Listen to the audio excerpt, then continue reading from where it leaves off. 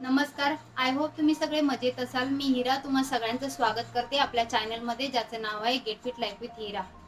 व्हिडिओला सुरुवात करण्याआधी तुम्हा सर्वांना एक विनंती, जर तुम्ही अजूनही चॅनलला सबस्क्राईब नसेल केलं तर प्लीज सबस्क्राईब करा आणि हो नोटिफिकेशन बटन ऑन करा, म्हणजे नवीन व्हिडिओचे अपडेट तुम्हाला वेळेच मिळतील.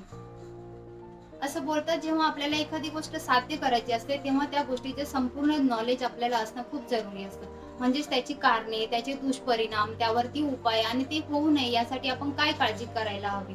तर आजच्या व्हिडिओमध्ये आपण ओबेसिटी, ओव्हरवेट किंवा लठ्ठपणा ही संकल्पना जाणून घेणार आहोत. तर चला आजच्या व्हिडिओला सुरुवात करूया. सर्वप्रथम आपण ओबेसिटी म्हणजे नक्की काय हे समजून घेणार आहोत. तर एकदम सरळ साध्या भाषेत सांगायचं झालं तर अशी कंडिशन ज्यामध्ये आपल्या शरीरावरती जी एक्स्ट्रा चरबी असते किंवा एक्स्ट्रा फॅट असतं, त्याचा आपल्या आरोग्यावरती वाईट परिणाम होतो, त्याला ओबेसिटी म्हटलं जातं.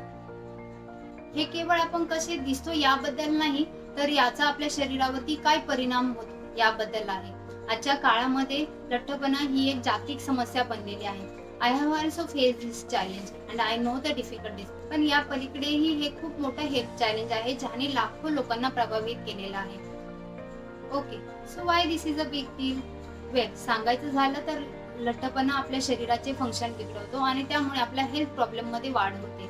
लठ्ठपणामुळे अनेक गंभीर आजारांना आमंत्रण दिले जाते, जसं की heart disease, type 2 diabetes, high blood pressure and certain type of cancer. Even एवढंच नाही तर त्याचा आपल्या मेंटल हेल्थवरही परिणाम होतो, ज्यामुळे काही लोक डिप्रेशनचे शिकार बनतात तर काही लोक एन्झायटीचे.